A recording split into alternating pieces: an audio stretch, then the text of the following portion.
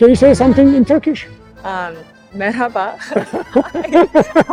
Teşekkür ederim. Yes. People think that they're very unique when they're actually not.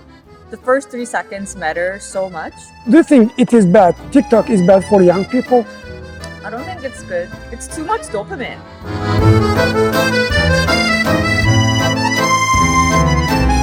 San Francisco'da çok nefis havada güzel bir mekandayız. Böyle güzel bir gölün kenarında röportaj için buraya geldik. Gerçekten çok değerli ve sıra dışı bir konuğum var bugün. Kendisi TikTok'ta, Netflix'te, Meta'da yani Facebook'ta çalışmış. Onların marketing birimlerinde üst düzey yönetici olarak çalışmış Sorali. Sorali burada Kaliforniya'nın San Francisco bölgesinde yaşayan ve bu dünyanın tanıdığı önemli isimlerden bir tanesi. Aynı zamanda şu anda kendisi hem kendi şirketini yürütüyor hem de aynı zamanda sosyal medyada, TikTok'ta, Instagram'da bir fenomen olarak devam ediyor. Onun hesabını da sizlerle paylaşırım. İsterseniz takip edebilirsiniz. Şimdi ona dönüyorum. Kendisiyle İngilizce konuşacağız elbette ki. Siz bunu dublaj olarak ya da altyazı olarak isterseniz takip edebilirsiniz. Değişik videolarla, farklı konuklarla karşınızda oluyoruz. Lütfen videolarımızı beğenmeyi, paylaşmayı, en önemlisi de abone olmayı unutmayınız. Hey Sorali, how are you? Good, how are you? I'm so excited to be here and I know my audience will love hearing your story. Let's get started simple. Who is Sorali? I have a lot of ventures. So right now I'm mostly focused on actually launching my own women's wellness brand called Hustle and Heart. That's coming mid to late September.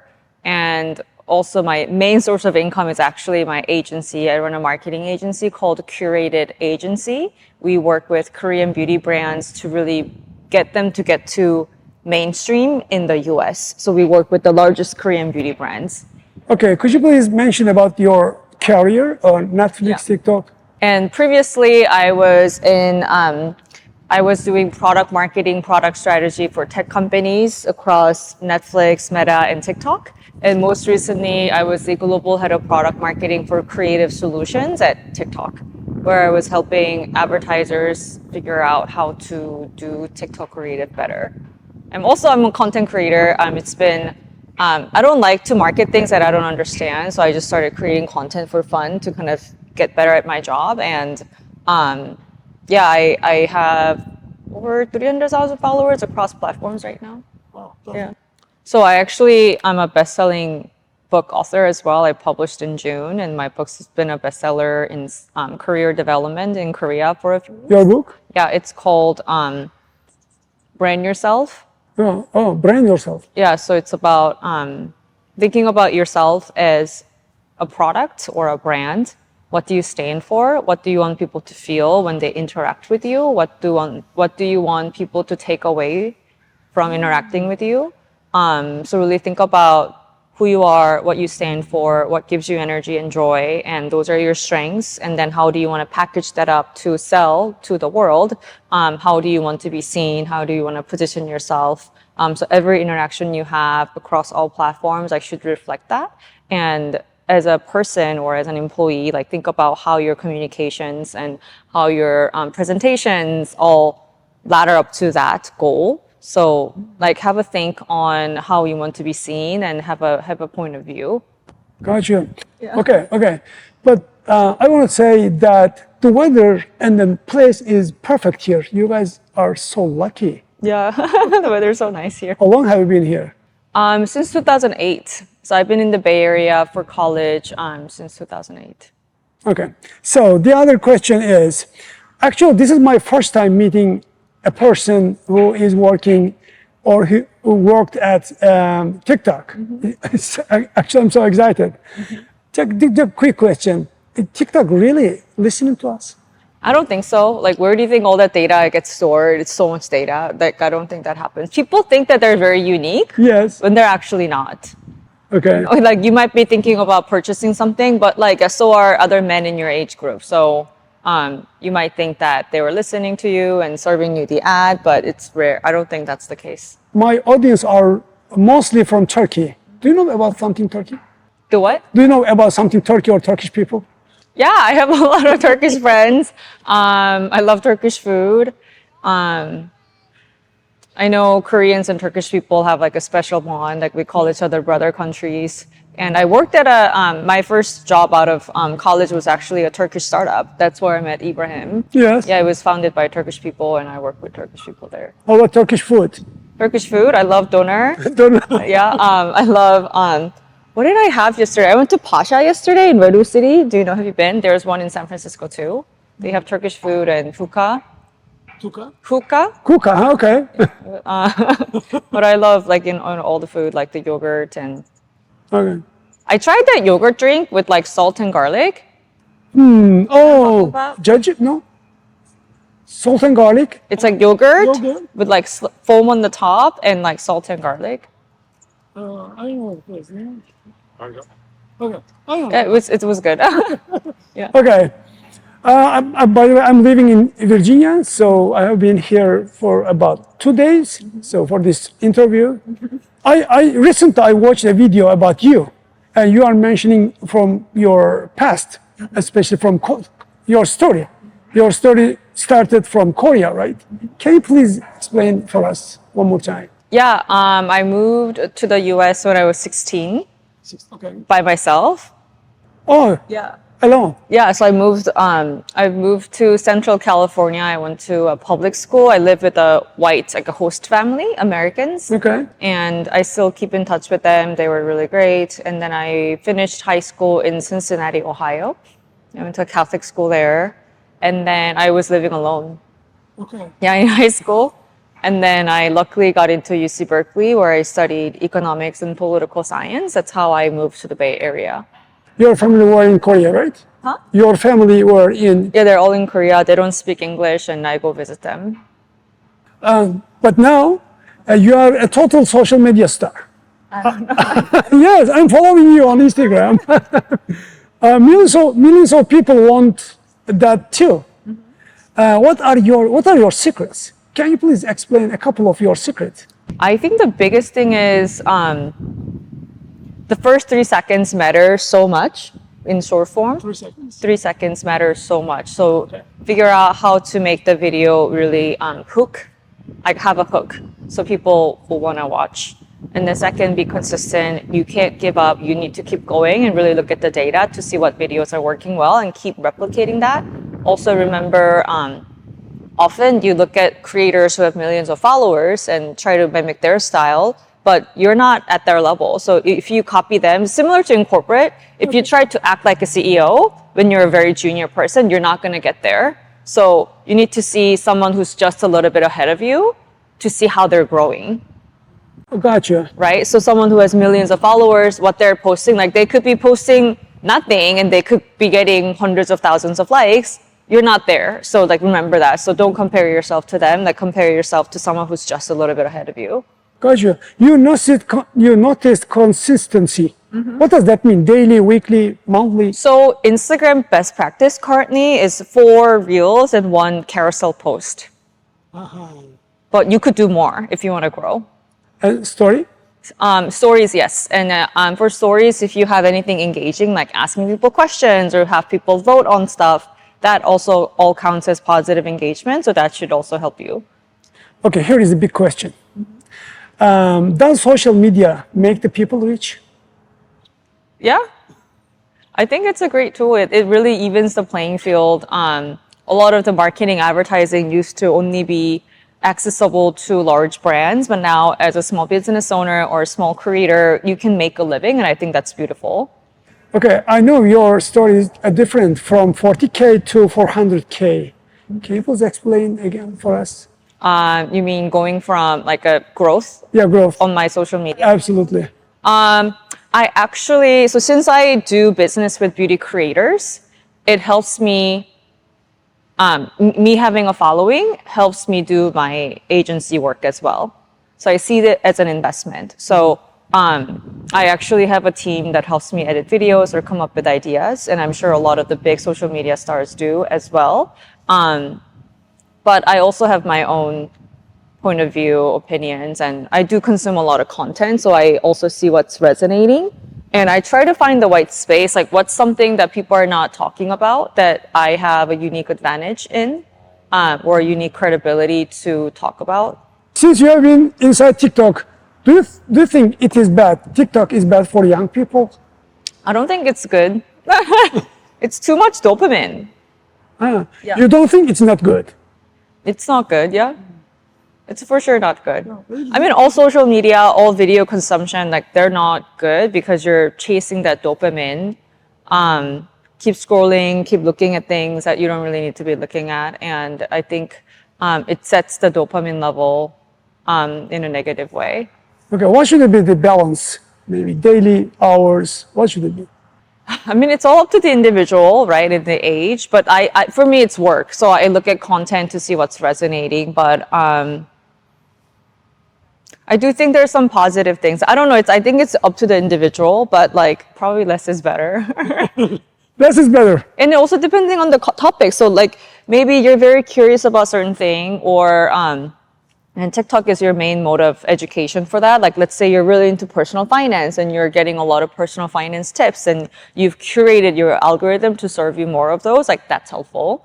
And TikTok, you can change your algorithm more quickly because it's very interest based. So when I was going through a breakup, I would purposely search TikTok, like how to get over a breakup, like breakup tips or whatever. And then I will get a bunch of videos with like women telling, sharing helpful tips around breakups. Or if I'm launching a business now, I would search for small business owners or wellness brand, like all these things that you're interested in, and let TikTok know that that's what you're interested in, and keep consuming those content. Then you're curating your algorithm to serve you what you want to hear, and you can deep dive into the topic. But if you're watching mindlessly like comedy things, I mean, like I think there's value in relaxing and watching some comedy clips too, because you're not meant to just work all the time. But I think it's the mindless scrolling that you should be careful.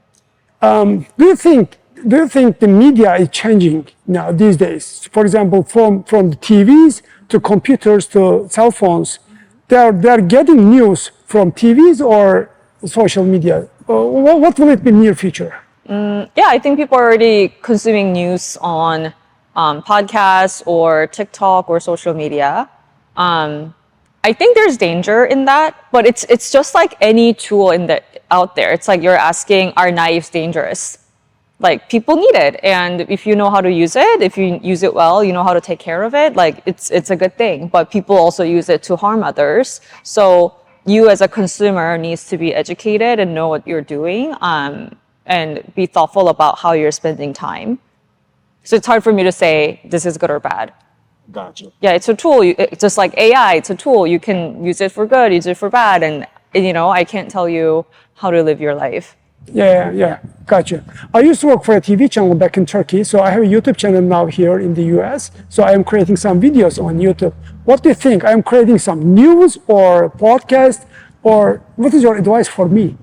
I think it's helpful to be omnipresent in multiple platforms if you can. But I think for podcast, I also know that ranking matters a lot.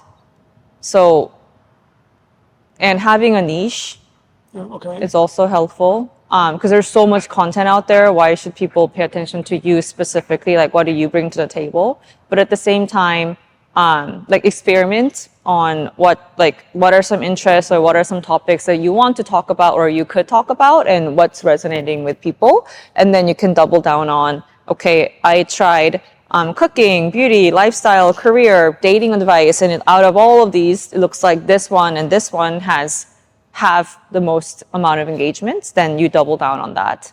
Always looking at the data and what people are saying in comments and how many shares your posts are getting, also important. But I think as you plan your content, because you're one person, like think about how you can get more out of your content. So if you make a long form video, are there short form clips that you can generate from that? Got it. Okay. I'm going to share my YouTube channel with you. Please take a look at and share your thoughts. You worked for Netflix and TikTok and Meta. Okay, what pushed you to start your agency, your company? Yeah, on that reality dating show I was on Netflix, Yeah. Love After Divorce, they positioned me as this badass businesswoman who works at TikTok. And as a result, I got a lot of inbound inquiries from Korean beauty brand managers, owners, asking how they can do better on TikTok, because they know they need to get better at TikTok to do well in the US market. because TikTok's presence is still pretty small in Korea, so they don't know how to do it well. So I started picking up the phone because I'm a nice person, and I realized, wow, like things that are very obvious to me were not obvious to them. So I decided I should start charging for it, and I incorporated myself. And the first few months, I was like seeing really great traction. And last year, I made more from running my agency than my TikTok salary within like half a year of the agency. So, and then I had a horrible manager towards the end. So I don't need this. So I just quit. Okay, so you are doing all of this while being as a single mom. How do you do that? What is your balance of your life? To be fair, I only have him half the time because I share custody with my ex-husband and his dad. So, yeah, so in California and New York, like it's pretty common to have 50-50 custody. So I only have him half the time. But I think when I'm with him, I give him 100% of my focus and attention. And I try to do things with him instead of like, oh, mommy's gonna cook, you watch TV. I try to engage him in the process, even though it might take longer, because that's how he becomes a self-sustaining adult. You know, I don't want him to be like, I don't know how to cook anything. I think that's failed parenting. So I like to doing things with him, like cleaning up with him or like doing chores with him. So he learns how to operate. And it saves me time, and it also helps him become more independent. And when I'm not with him, that's when I pack all my calls with Asia in the evening. And what else? With a lot of help, I think I have some good mom friends who are helping raise him. There's a mom that her daughter goes to the same school as my son, and they go to the same golf class and same Korean class. And sometimes like she helps with the pickups and stuff. And I try to return the favor by giving her skincare goodies, or her daughter's really into cinema rolls, so I might get her cinema roll merch. Let's say a young woman in Turkey watching this video. What would be your advice for her?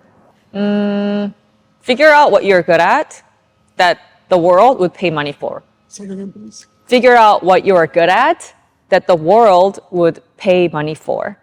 Oh, got it. So people say, oh, follow your passion. I don't think that's very good advice. Like if you're passionate about something, but then you also need money to survive, and your passion isn't going to pay the bills. So especially when you're younger, to set the trajectory, you need to find out what it is that you're good at, better than others, or exceptional, and something that people would pay money for, and go really double down on that. Wow. Okay. I'm gonna put this in my mind. The Korean culture is huge in Turkey. Mm-hmm. There is a music group for young handsome guy.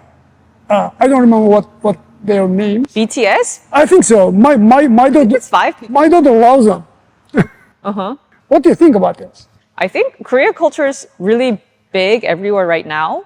And it's really awesome to see that. I think when I was in college, it was the Japanese culture that was really big. And right now, K-culture is everywhere, like K-beauty, Korean movies, like K-pop Demon Hunters, Korean dramas, and Korean food, like all these things. And K-pop, obviously, is gaining huge popularity. And it's really great to see. I'm going to give you a secret from Turkey. In Turkey, there are tons of dramas, soap operas, movies. But believe me, mostly they are copying from Korean dramas.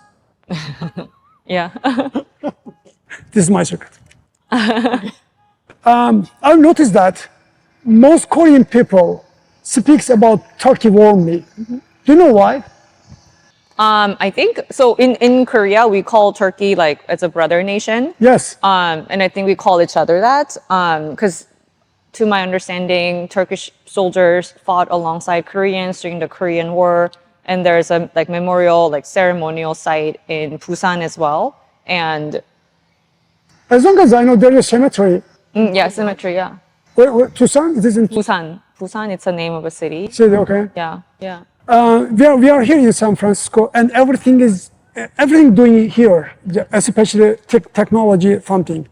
And my audience are in Turkey. They are maybe now in front of their computer or TV, especially young people.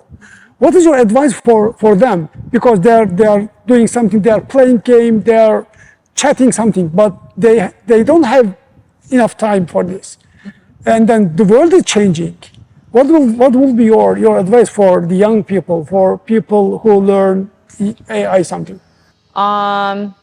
Like try actually doing stuff as opposed to just learning. So try to find work, whatever you're doing, like see if you can apply that knowledge into actual work, like work for free, look for internships and try to gain that work experience. And even when you're working for little or working for not a lot of money, do your best and try to impress everyone along the way. And I think people forget that sometimes. Like right now, it's a really hard time to be a young, like fresh college grad because all the jobs that they would be doing are being taken over by AI.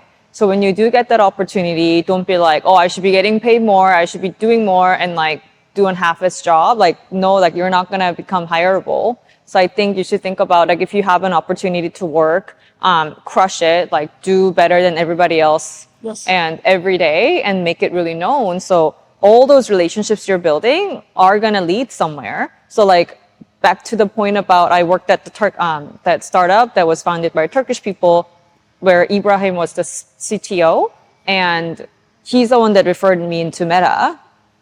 So like that opportunity would not have happened if I was working at that company and like, oh, I went to Berkeley and you know, I should have be paid more, I should be having a cooler job and like didn't really do my best and that wouldn't have happened. So like no matter where you are, like do your best. And actually I think those relationships could lead somewhere. So I think you should think about what you're good at, like what are you better than others at, and think about, does the world need that skill set? Are they willing to pay money for it?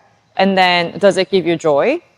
So I would think about all those things and try to focus. So, and then in your current career, is there a plan? Like, do you want to go somewhere else? And what skills do you need to gain today to get there? And what skills are not really helping you? So let's say I'm in product marketing and I want to get closer to product. So then I've already done marketing. So me doing more media campaigns doesn't really help me get there if I want to become a product manager from where I am.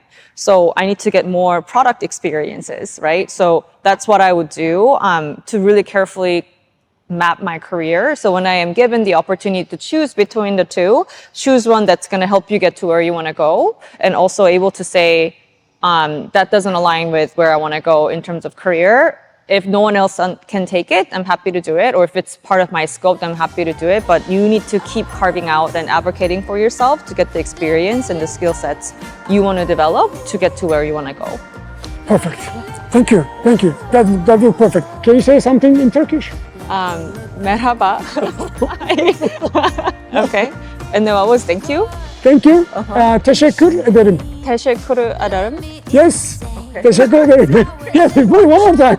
Okay, teşekkür Ederim. ederim. Yeah, thank you. Merhaba. Merhaba and teşekkür. Teşekkür in two words, yeah. Okay. But we can say thanks, teşekkür. Teşekkür. Teşekkür. Thank you.